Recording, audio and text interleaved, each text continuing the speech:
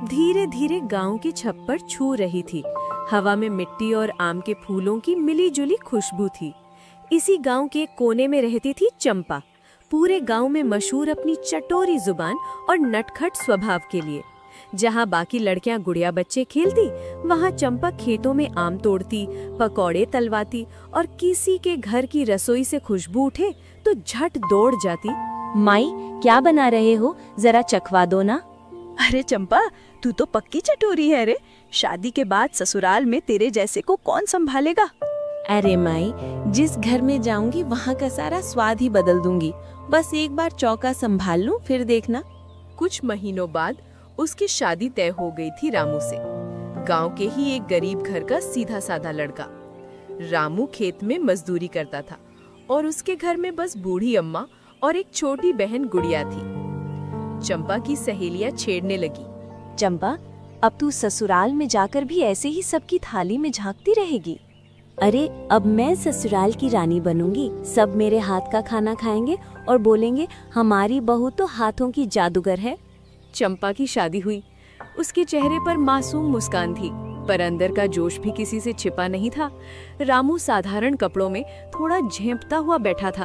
कोई ठाट नहीं, बस सादगी। चंपा की सहेलियां हंसने लगी। देख चंपा, तेरे दूल्हे की साइकिल की भी हवा निकली लगती है। कोई बात नहीं रे, मैं ही हवा भर दूंगी। बस प्यार से निभाए वो, बाकी सब मैं कर लूंगी। सबने विदा के वक्त चंपा को बहुत समझाया। बिटिया, गरीब घर है पर लोग भले हैं, अपने चटकारे को जरा संभाल के रखना। हाँ माई, पर अगर किसी दिन बेस्वाद दाल बन गई तो मैं थोड़ा मिर्च डाल दूंगी, बस। रामू का घर छोटा सा मिट्टी का था। एक कोने में चूल्हा, दूसरे में बिस्तर। चंपा ने चौखट पार की तो अम्मा ने आरती उतारी और बोली, आ बेटा, अब तू हमारे घर की लक्ष्मी है, जो है उसी में खुश रहना। अम्मा, जहाँ प्यार हो वहाँ सब कुछ स्वादिष्ट लगता है। अम्मा को उसकी बात सुनकर हंसी आ गई।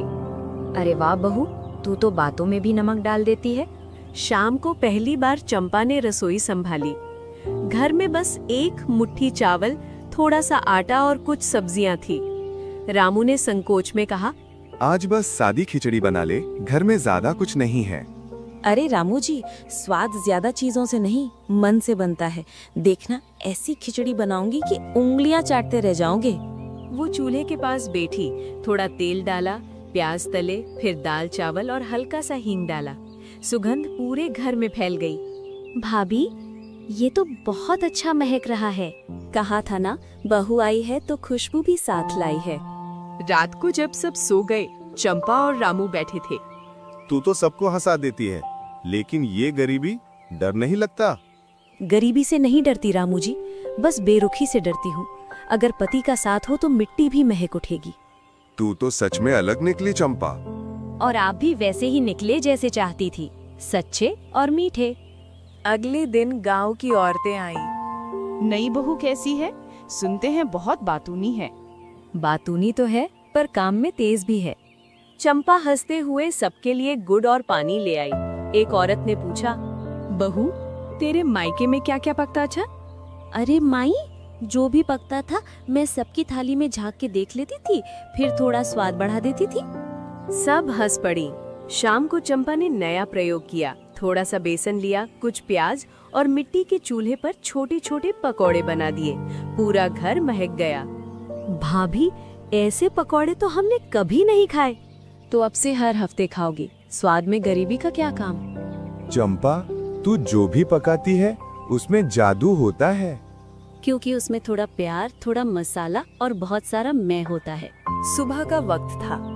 सूरज की हल्की किरणें रामू के मिट्टी के घर की दीवारों पर पड़ रही थीं। चंपा पहले ही उठ चुकी थी, आंगन में झाड़ू लगा रही थी और गुनगुना रही थी। सनवा के पिंजरे में मोर बोले रे। बहू, तू तो गाना भी मिठास में गाती है, जैसे गुड़ में रस। अम्मा, काम बिना गाने के फीका लगता है, जैसे दाल बिना नमक के। तो मतलब तू तो नमक बनकर आई है हमारे घर में। नमक नहीं, पूरी चटनी समझो। तीनों की हंसी से घर गूंज उठा। अब गांव की औरतों को नई बहू की तारीफ और बातें सुनाई देने लगी। कहीं कोई कहता, अरे वो चंपा बहू तो ऐसी बोलती है कि सबकी हंसी छूट जाए। हाँ रे, पर देखना, ज्यादा बोलने वाली बहुएं अक्सर सबका मन भी दुखा देती हैं। एक दिन पड़ोस की मालती चाची आई। उन्होंने आकर कहा, बहू, सुना है तू पकवान अच्छा बनाती है। चल आज हमारे घर आ, देखूं तेरे हाथ का स्वाद। क्यों नहीं चाची, पर एक शर्त है, जो बनाऊंगी पहले आप खाओगे। अरे तू तो नखरेबाज बहू निकी। नखरे नहीं चाची, बस आत्मविश्वास है। मैं जो बनाऊंगी सबको भाएगा। मालती चाची के घर चूल्हे पर चंपा ने बेसन के आलू के गोले निकाले और ऊपर से थोड़ी सी इमली की चटनी डाली। सुगंध चारों तरफ फैल गई। मालती चाची ने चखा। अरे बहू, ये तो लाजवाब है। देखा ना चाची, अगर मन में प्रेम हो तो बेसन भी पकवान बन जाता है। गांव की बाकी औरतें भी चखने लगीं। सबने तारीफ की, पर वहीं खड़ी शकुन बुआ बोली, स्वाद तो ठीक है, पर बहू का मुंह ज्यादा चलता है। आजकल की लड़कियां ताम से ज्यादा बात करती हैं। बुआ, अगर बातों से किसी के चेहरे पर मुस्कान आ जाए तो मुंह चलाना बुरा नहीं। सभी हंस पड़ी। शकुन बुआ मुंह बनाकर चली गई। गांव में जलन की हवा धीरे धीरे चंपा की चर्चा हर ओर होने लगी। गांव के लोग कहते, रामू की बहू तो घर में खुशियां भर दी हैं। पर कुछ औरतें जलने लगी। देखो ना, आई तो गरीब घर में, पर चाल तो जैसे ठाकुराइन की। दिन भर गुनगुनाती रहती है, काम करेगी कि नहीं। बरसात का मौसम था। आसमान पर बादल घिरे थे और बिजली बार बार चमक रही थी। रामू खेत पर खड़ा था और उसके पैरों के नीचे से मिट्टी बह रही थी। उसके चेहरे पर बेचैनी थी। चंपा दूर से दौड़ती आई। रामू जी, क्या हुआ? देखो चंपा, सारा पानी खेत में घुस गया। धान की पूरी फसल बर्बाद हो गई।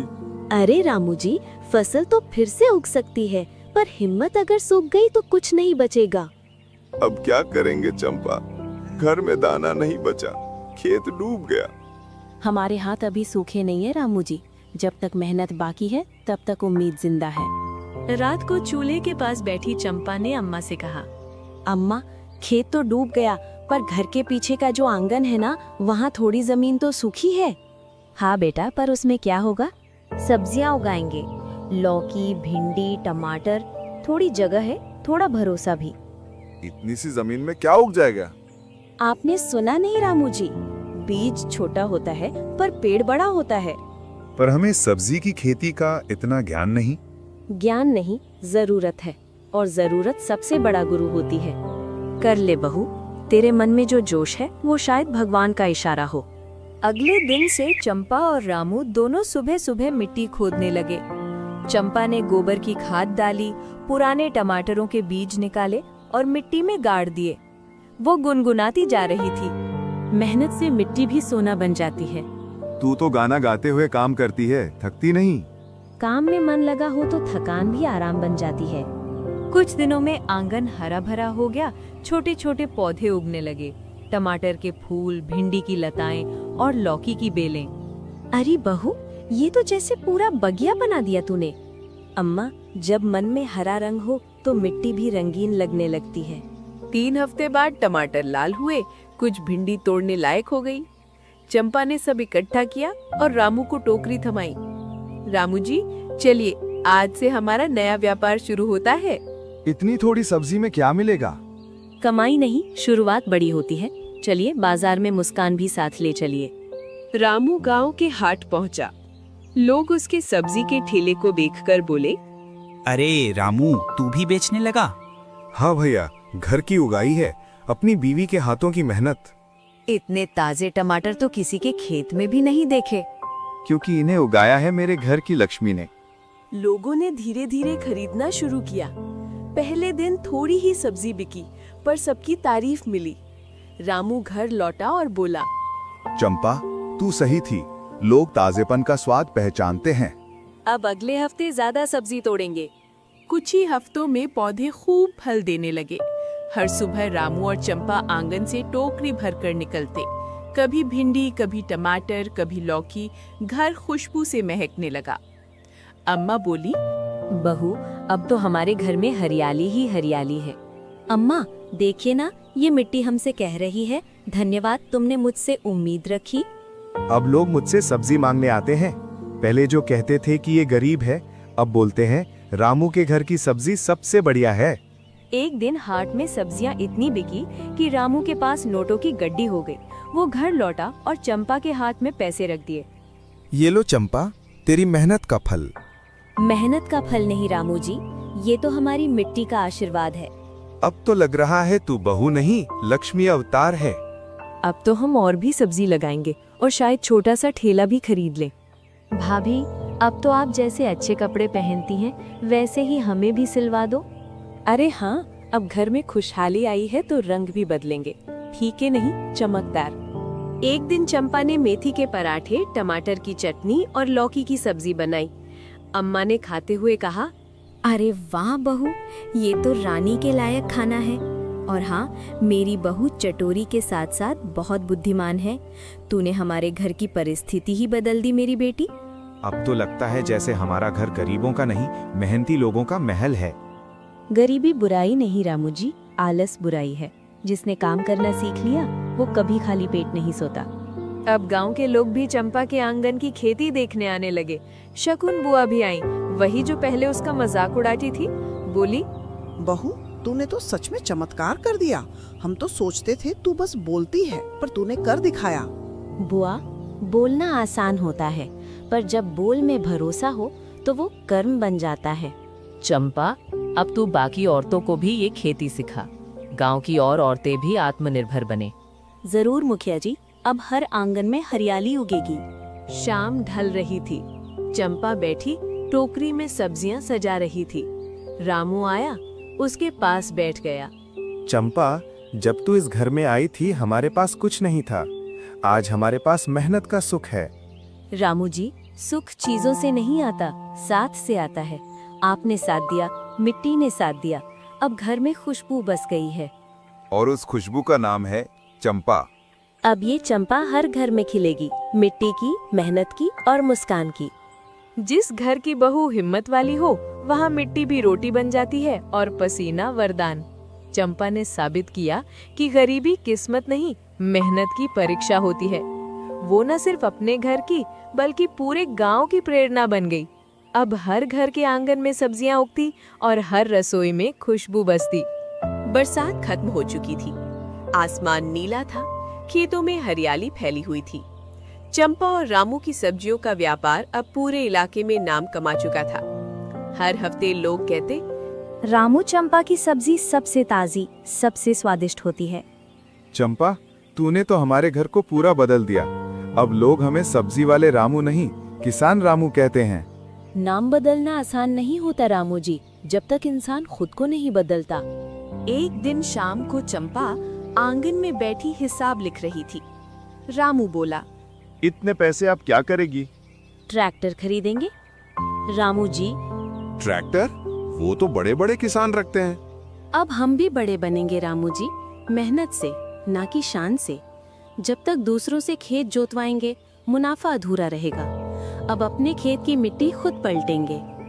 बहू, अगर तू ठान लेती है तो भगवान भी साथ देता है। कुछ महीनों बाद चंपा ट्रैक्टर लेकर आती है गांव में। गांव के बच्चे ताली बजा रहे थे और औरतें चौखट से देखकर बोली, अरे वाह, देखो तो चंपा खुद ट्रैक्टर चला रही है। अब सुबह होते ही चंपा ट्रैक्टर लेकर खेत जाती। धूप में उसके माथे पर पसीना चमकता और होठों पर मुस्कान रहती। रामू खेत की मेड़ पर खड़ा देखता और गर्व से मुस्कुराता। अरे मेरी चंपा, तू तो पूरे गांव की मिसाल बन गई। रामू जी, जब औरत हल चला सकती है तो ट्रैक्टर क्यों नहीं? पहले लोग कहते थे बहू घर संभालती है, अब कहते हैं बहू खेत संभालती है। एक दिन पड़ोसी हरिया आया। चंपा भाभी, मेरा खेत सूखा पड़ा है, बैल भी बीमार हैं, क्या आप थोड़ा मदद कर सकती हैं? क्यों नहीं हरिया भैया, ट्रैक्टर मेरा है, खेत तुम्हारा, पर मेहनत हमारी दोनों की। वो खुद ट्रैक्टर लेकर हरिया के खेत पहुंची और जोताई शुरू कर दी।